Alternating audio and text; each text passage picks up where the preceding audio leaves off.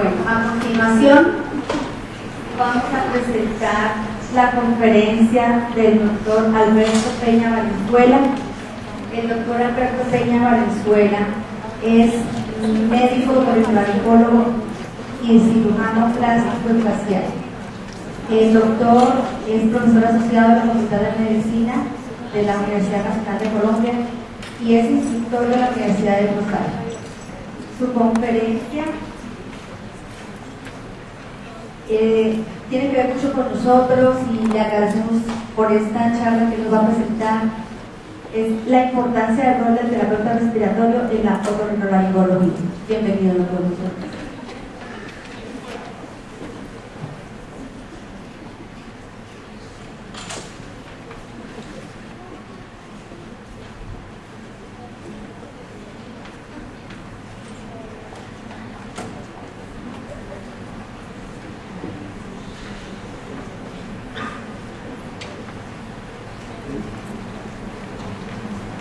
Muy buenas tardes.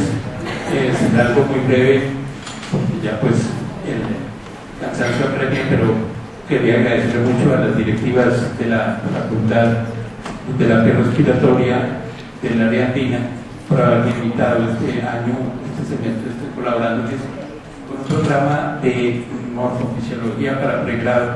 Se me ha hecho muy interesante porque nos permite a nosotros rememorar que estamos dentro de la vía respiratoria, que todos estamos trabajando en función de un paciente. Ahorita acabo de aprender, por ejemplo, lo complejo que es la oximetría, que simplemente a veces nos la mandaba el residente de anestesia cuando estábamos en la sala de cirugía: coloque bien el oxímetro, o no nos está registrando pero todos los pasos que tiene. Hoy, a menos de 1 kilómetro de acá, en un pequeño hotel, se reúne un grupo de otorrinos y están hablando sobre los trastornos del sueño. Qué lástima que las dos conferencias no pudieran, los dos congresos, digámoslo así, pudieran estar unificados, porque todos estamos trabajando en sí en un mismo problema. Ahorita acabo de pasar por los stands y encuentro una serie de personas que ofrecen equipos para medición de problemas de apnea, dispositivos de presión positiva, en fin, es decir, una serie de equipos y de características que todos compartimos. Y ese es mi interés pues, de esta pequeña presentación, para tratar de mostrarles a ustedes que en realidad todos debemos unirnos. Lo que decía la doctora Cruz me hace muy interesante: el papel de terapista es parte de un equipo, no debe ser simplemente la persona a la cual gritamos hágale rápido la terapia, o a la cual le informamos ahí mediante una nota muy rápida cada cuánto se debe hacer, sino que es parte de un equipo muy activo.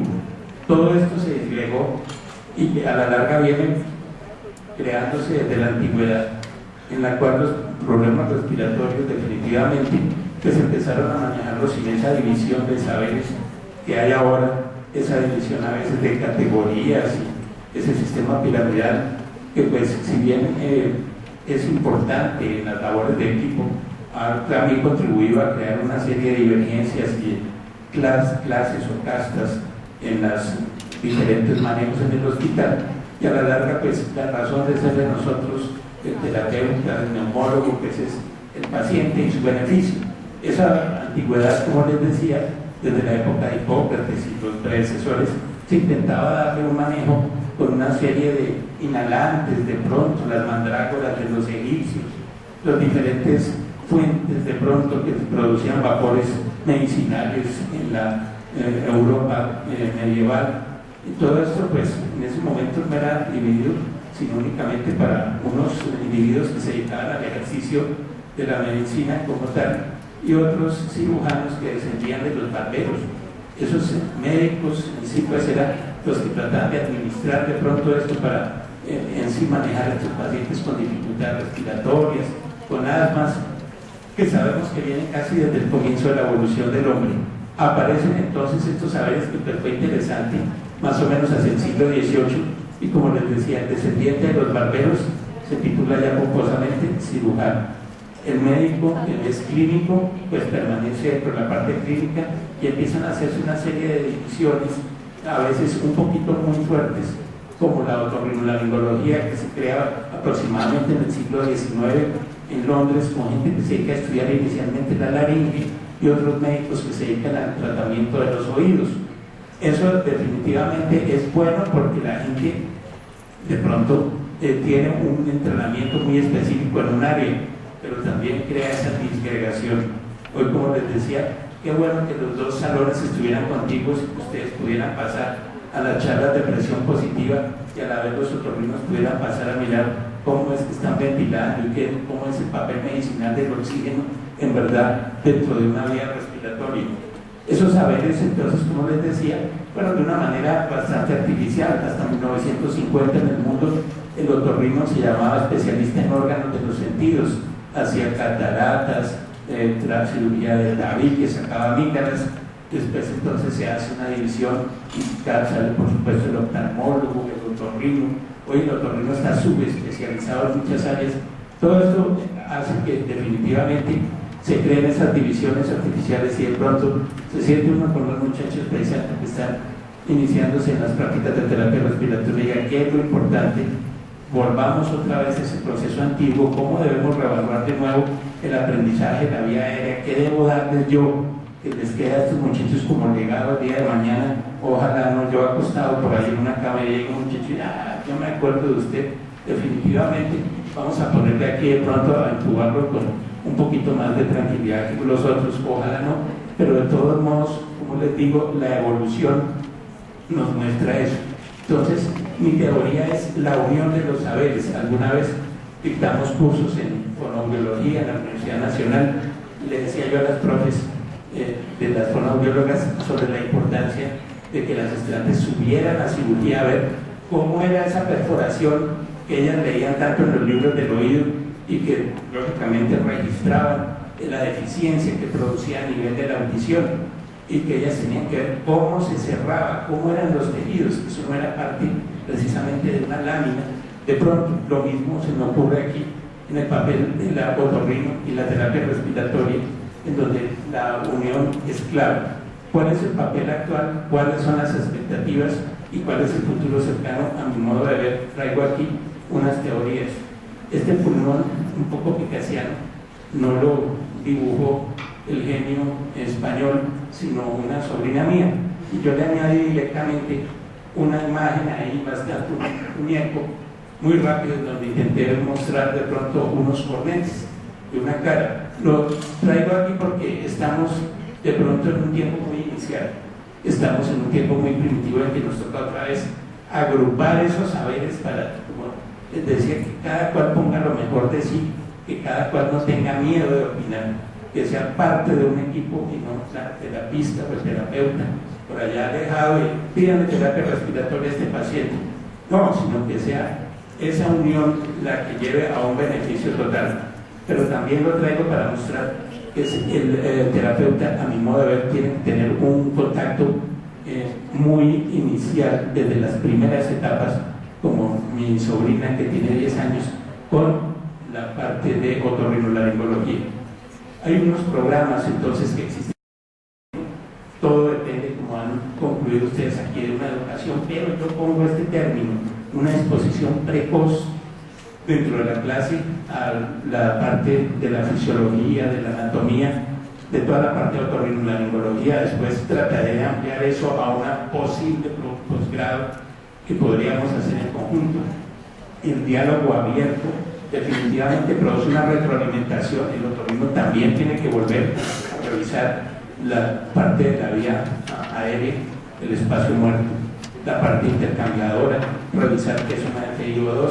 Todo eso es muy importante porque definitivamente si no se va perdiendo. Yo trato aquí la parte superior y el moco que escurre para abajo del neumólogo.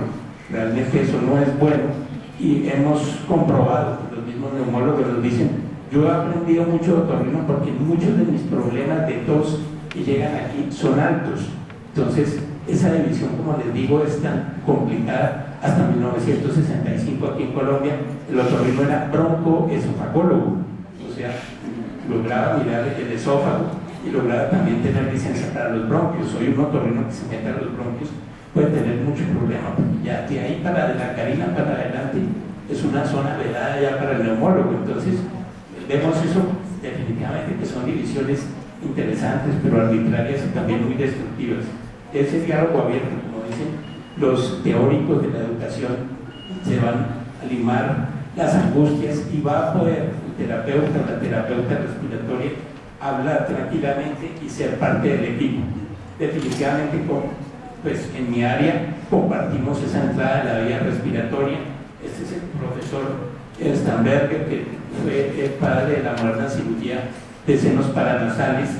Compartimos unas cavidades por donde entran las inhaloterapias, el oxígeno, que tienen una cantidad de patrones como este, que es el que muestro a mis estudiantes, que es el ciclo adecuado de limpieza ciliar que tienen cada uno de los senos paranasales.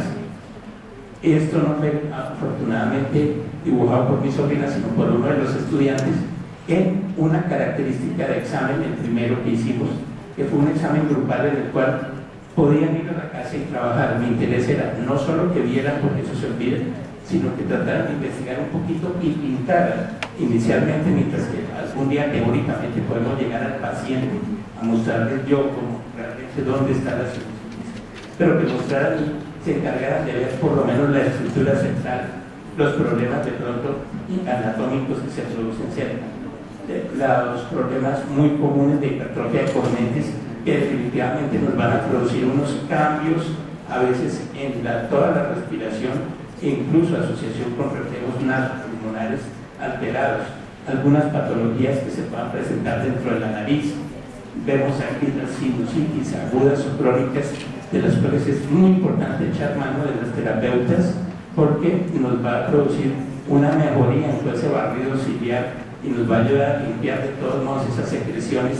Creemos nosotros que solo con un inhalador en una dosis única vamos a lograr una mejoría, y no, necesitamos definitivamente el carácter de la micronebulización. Yo me he tomado pues la dificultad de sentarme, de estudiar de pronto en otros hospitales en las unidades de terapia, a veces se les hace allá raro incluso qué viene a hacer, pero después ya cuando llegamos a ese diálogo sin angustias, estamos simplemente empapándonos. Les hablo del papel de pronto de determinado mucolítico, ahorita están volviendo a la moda en los congresos de otorrino para mejorar esta sinusitis, en donde los problemas de éstasis de moco son bastante grandes. Los estudiantes se están empapando de que hay unos adenoides, de que hay unas fascias de pacientes que son respiradores orales, que definitivamente si ellos son enviados a hacer esa terapia, pronto lo pueden identificar y decir: usted sufre una rinitis. Efectivamente, llegaremos el día, ojalá, como decía la doctora Cruz, en que se pueda formular incluso una medicación, pero por ahora que esas patologías no sean desconocidas para ellos.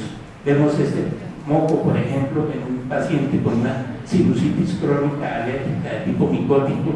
Definitivamente la movilización no es solo con un spray de pronto que tímidamente nosotros dejemos 2 o 3 veces al día o un corticoide, sino que necesitamos una terapia muy fuerte para que nos lo ayude a licuar, a mover. Es una mucina alérgica. Vemos este postoperatorio de la moderna cirugía endoscópica de senos paranasales, en donde también la ayuda es clave.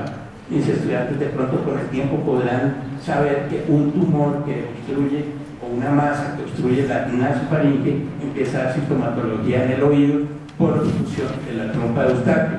Otro dato importante, vemos aquí pues más ejemplos de patología rinosinusal, sobre todo dentro de la moderna cirugía endoscópica, en la cual la unión con el terapeuta es clave definitivamente, y el otorrino pues desgraciadamente hace ya parte de esa división de pronto de saberes, a la cual tienen que retornar de pronto para lograr tener más o menos un conocimiento adecuado. Ni se diga de la laringe, con el moderno desarrollo de la fononcirugía a partir de hace unos 20 años, la importancia que es para un terapeuta también sospechar por lo menos alguna patología.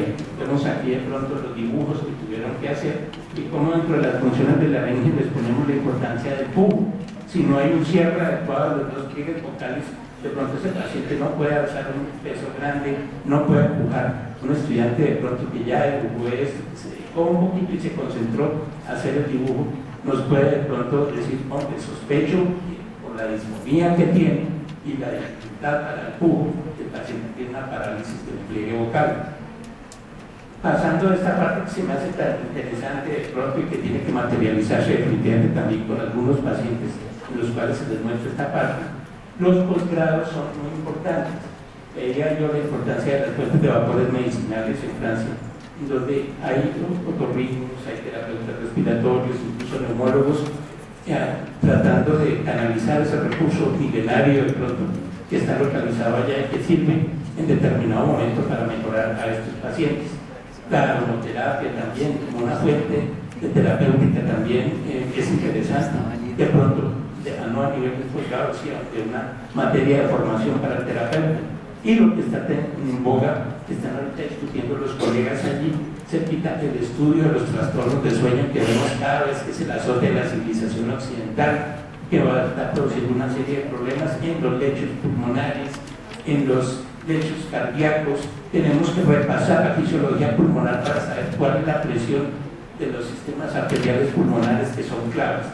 Propongo de todos modos algo ya tangible, como todo, porque pues, es muy interesante a veces hacer las propuestas y las ideas, pero esto tangible es tratar de involucrar ya de una manera bastante grande al terapeuta respiratorio para un posgrado en estudios de sueño.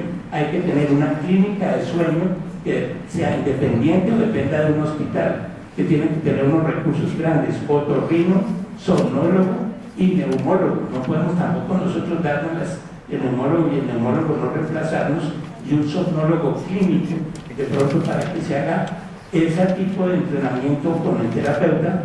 Propongo a nivel de pregrado, lógicamente para que tenga un contacto bastante grande, y a nivel de posgrado con rotaciones por cada una de las subespecialidades de la clínica de sueño, con turnos constructivos en los cuales se vea de todos modos el funcionamiento de la misma, y con reuniones semanales en donde se discutan ciertos artículos que tengan que ver con la clínica.